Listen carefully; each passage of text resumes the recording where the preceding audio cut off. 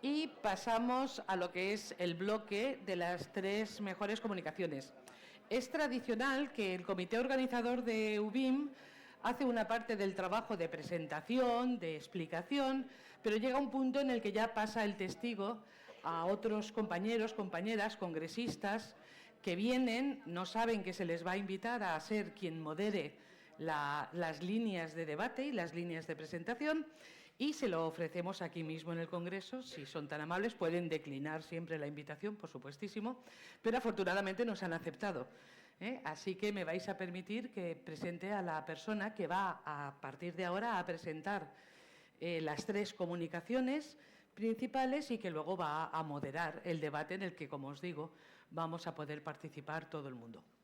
Bueno, pues nuestra compañera Carolina Ramírez, arquitecta BIM, es, y yo creo que todos la conocemos por lo mismo, más allá de sus muchos méritos de conocimiento y competencias en BIM, porque es con la que hemos aprendido todos a manejar Presto, me imagino, ¿no? a efectos de trabajar dentro de programas de mediciones y presupuestos, ¿no?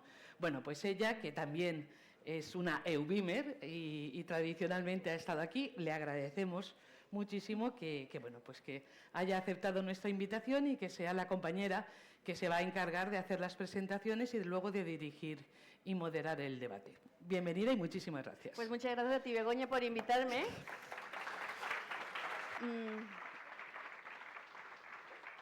Como decía Vilán, pues esto al final es un trabajo colaborativo, ¿no? Y si no ayudamos, pues imagínense, ¿no? Esta comunidad tiene que crecer y seguir adelante. Bueno, pues nada, ahora les voy a presentar a los siguientes ponentes. Quiero que anoten sus preguntas y todas las dudas que tengan, pues para que esto sea un poco más dinámico y para que interactuemos y con todas estas ponencias tan espectaculares, pues le saquemos un poquito más de jugo. Vamos a ver el uso de BIM para el desarrollo de las infraestructuras de datos para estimar la huella de carbono. Ahora que pensamos en sostenibilidad y en todas estas cosas, ¿cómo calcular esa huella de carbono? Y en especial nos van a mostrar el proyecto Indicate y nos van a contar cómo lo desarrollaron. Nos va a hablar ahora Germán Sicre, entonces espero que les guste mucho. Gracias. Bienvenido.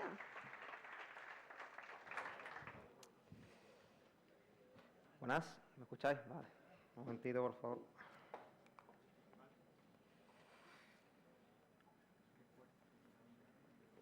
Bueno, empezará diciendo que Ayelen no está sola, a mí también me ha dejado tirado. Y bueno, me voy a presentar, soy arquitecto, especialista BIM, y creo que hoy me voy a presentar diciendo que estoy montando junto con mis compañeros, mi propia consultoría BIM, que es con la que hemos hecho este proyecto. Esto funciona así. Vale, estupendo. Bueno, empezar dando las gracias a EUBIM por esta oportunidad magnífica de poder exponer este trabajo acerca del uso del BIM para el desarrollo de una infraestructura de datos para estimar la huella de carbono que generan los edificios. Y especialmente me gustaría dar las gracias a mis compañeros de la Universidad de Sevilla por haber contado con SmartBuild Solutions para desarrollar la herramienta mediante la cual exportamos las mediciones que hacen posible la creación de esta infraestructura de datos. Bueno, vamos a empezar con el contexto de la crisis climática. En la gráfica de la izquierda se aprecia cómo en los últimos 100 años las emisiones de CO2 se han incrementado de manera exponencial, así como la gráfica de la derecha muestra cómo la temperatura del planeta se estima que suba hasta cerca de los 5 grados en lo que queda de siglo, en el caso de que no se tomen medidas. Y no dejará de hacerlo hasta cerca de los 3 grados, aunque se tomaran. En este contexto, la Comisión Europea se está proponiendo objetivos radicales, tales como la reducción de manera progresiva y absoluta de las emisiones de CO2.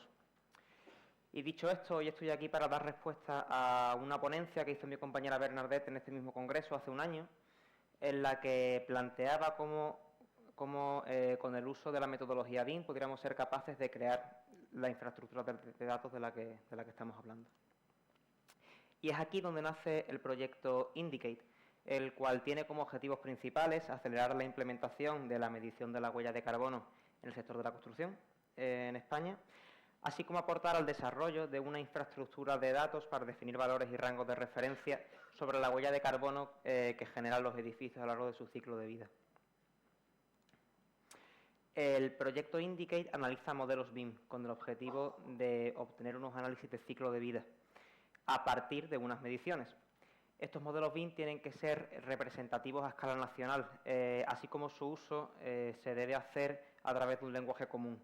De forma resumida, el marco Levels clasifica los diferentes elementos constructivos que podemos encontrar en una edificación de forma que podamos medir pues, de una forma estandarizada. Y para que estos modelos fueran representativos, se eligieron tres tipologías, a las que se le llaman tipos.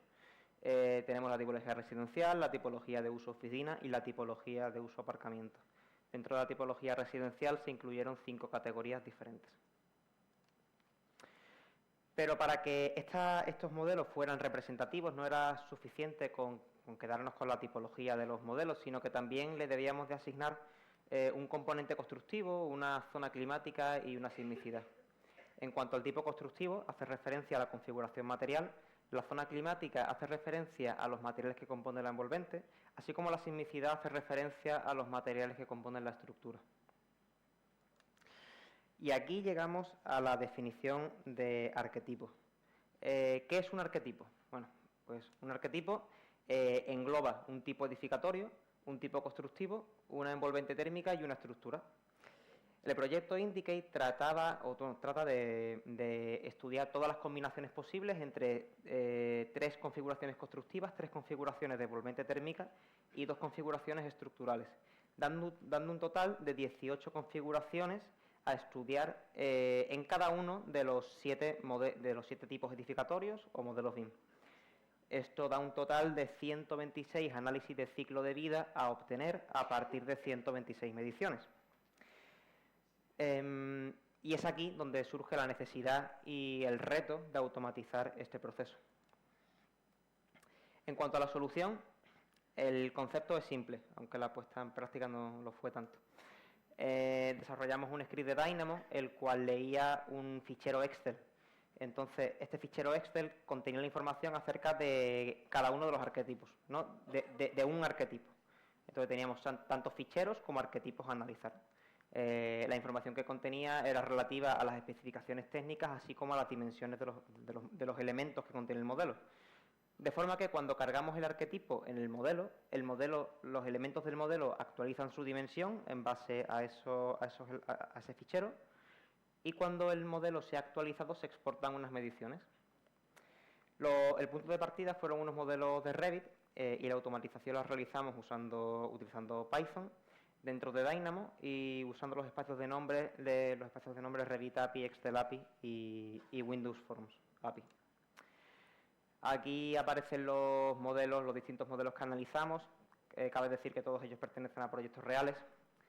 El primer reto al que nos encontramos fue armonizar la parametrización y el modelado de los distintos modelos, siguiendo unas reglas que nos permitieran dotar de cierta flexibilidad a los elementos cuando el modelo se actualizara.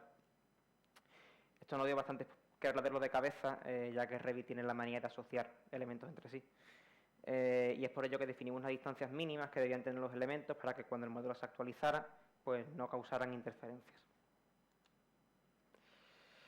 Entonces voy a exponer algunos ejemplos de criterios de modelado que seguimos en cuanto a las líneas de localización en muros. Cuando los muros se encontraban en en fachadas, ellos crecían desde la cara exterior de la fachada hacia adentro.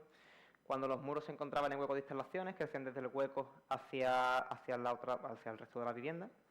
Cuando los muros estaban en pasillos, estos crecían desde el pasillo hacia las habitaciones.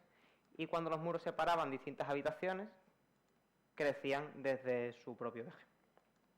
Otras consideraciones que tuvimos en cuenta fue tratar de reducir el número de muros, con la intención de reducir el número de elementos en el modelo. Cuando los muros eran interiores y estaban en la misma dirección, tratamos de unificarlos, así como cuando los muros estaban en fachada, modelábamos un muro de planta baja cubierta. En cuanto a los pilares, por ejemplo, también los modelábamos de planta baja cubierta y los cortábamos con el forjado, ya que así, cuando extraíamos la medición del volumen de los pilares, pues quitábamos esa parte que intersecaba con los forjados. Otras consideraciones, por ejemplo, que hicimos, creamos planos de referencia anclados a la cara inferior de la cubierta, y a estos planos de referencia fue donde anclamos los pilares. Y esto lo hicimos así porque nos encontrábamos con el problema de que cuando cambiábamos el espesor, cuando ejecutábamos el script y se cambiaba el espesor de la cubierta, los pilares tendían a disociarse.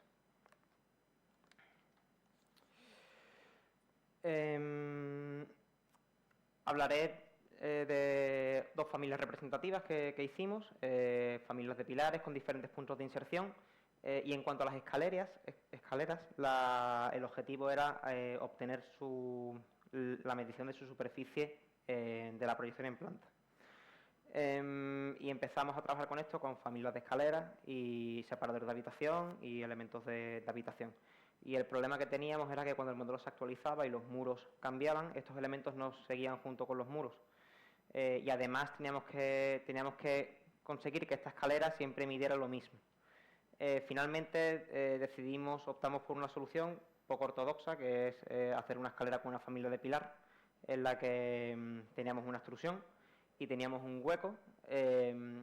Con ese hueco cortábamos el forjado, y esta familia la podíamos anclar a los muros adyacentes, y cuando estos cambiaban la familia se movía con ellos, y además por su naturaleza pues delimita habitación con las habitaciones colindantes, luego no servía. En cuanto en esta tabla se pueden ver las familias principales que utilizamos, aparte de muros y ventanas, de puertas y ventanas, suelos, muros, pilares estructurales y pilares. El filtrado de los elementos lo hicimos por el parámetro por defecto de Revit descripción. Y lo que me interesa de esta tabla es la tercera columna, la cual indica los componentes del marco Levels que mencionaba antes. Aquí lo que hacemos es una asociación, relacionamos cada uno de los componentes del marco Levels con los diferentes elementos del modelo, tanto para modificar los elementos del modelo, así como para extraer después la medición. Como ejemplo, aquí se muestra el muro de fachada. El espesor del muro de fachada lo calculamos a partir de la suma de diferentes componentes, tales como el revestimiento, el componente de la hoja exterior, el aislamiento y la hoja interior. También añadimos varios parámetros compartidos a los modelos, principalmente para clasificar las habitaciones, así como para dar alguna otra información del modelo. Y bueno, como ejemplo básico, pues este está el parámetro aquí, wet zone, para clasificar las habitaciones húmedas. Y ahora, en cuanto al fichero de entrada, que es el que contiene la información del arquetipo, como hemos dicho antes, el objetivo, ¿no?, era exportar 126 mediciones de estos modelos para posteriormente calcular esos 126 análisis del ciclo de vida. Estos ficheros tenían que cumplir con una expresión regular, el nombre del fichero, quiero decir. Y en cuanto al contenido de estos ficheros, la primera columna hace referencia a esos componentes del marco Levels. Esta columna de aquí hace referencia a las especificaciones técnicas de los elementos para ese arquetipo en concreto, así como la segunda columna, la ve, aunque no está marcada, y el láser no, bueno, esa de ahí. Hace referencia, bueno, le asocia un código a cada una de esas especificaciones. Y por último, se le asigna unas dimensiones a todos esos componentes. Estas dimensiones son las que lee el código para posteriormente actualizar los elementos en el modelo. Si le echamos un vistazo al script, lo que tiene son 4 nodos. Uno primero que muestra una interfaz de usuario gráfica, una interfaz gráfica al usuario, para con ella seleccionar un fichero en concreto. El segundo nodo modifica las dimensiones de todos los elementos en el modelo. El tercer nodo exporta la medición una vez el modelo se ha actualizado y el cuarto nodo muestra una interfaz gráfica cuando la ejecución ha finalizado. Esto, bueno, en la imagen central se muestra la ventana gráfica que aparece al principio, y si se selecciona el botón superior central, se abre la ventana de la derecha, a través de la cual pues seleccionamos nuestro fichero Excel o arquetipo. Después tiene dos opciones: o cargar el arquetipo de forma que se modifiquen las dimensiones de los elementos, o cargar el arquetipo, que se modifiquen las dimensiones y posteriormente que se exporte la medición. Finalmente se muestra esta ventana. Y en cuanto a los resultados, las mediciones son volcadas en el mismo fichero de entrada, pero en una hoja diferente. Ahí se ven en la tercera columna, en la C. No, ahí está. Son las mediciones asociadas a cada uno de los componentes. Cabe decir que este fichero, una vez se ha exportado la medición, se renombra, ¿no? Esta era una exigencia que pedían nuestros compañeros de la universidad. Aparece en rojo marcada como ejemplo la medición asociada a las particiones interiores, y se pueden ver en el dibujo de la derecha esos elementos resaltados. Este dibujo pertenece a un conjunto de dibujos que nos intercambiábamos con el equipo de Sevilla para establecer los criterios que debíamos de seguir para medir cada uno de los componentes del marco Levels. Otro ejemplo algo más complejo de medir eran los acabados de las zonas, los acabados, ¿no? Por ejemplo, acabados verticales de zonas húmedas. Como los acabados no se modelaban, esta medición la sacábamos a partir de las habitaciones, de manera que filtrábamos las habitaciones húmedas en este caso, cogíamos el contorno de las habitaciones, le hacíamos un desfase hacia adentro del espesor del acabado en ese caso. Después multiplicábamos esta longitud de ese contorno por la altura de la habitación, la cual la sacábamos de la altura entre niveles, restándole el canto del forjado, el acabado del suelo y el falso techo. Todos estos son referencias que aparecen en el fichero, ¿no? Son otros componentes. A este cómputo total pues le restábamos los huecos de puertas y ventanas. Y bueno, como conclusión es decir que este método o esperemos que sea innovador en el desarrollo de los inventarios de ciclo de vida de los edificios y el cálculo de su huella de carbono.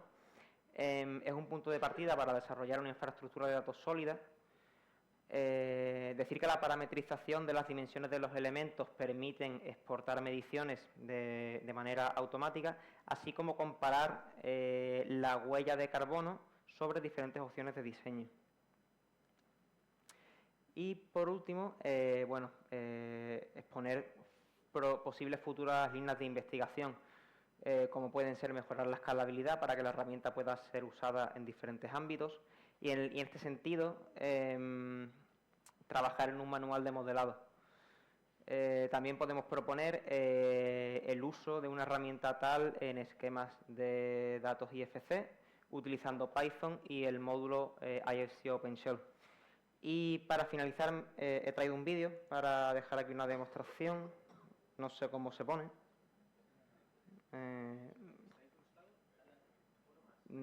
Sí, yo creo que sí. ¿Uno más? Estupendo.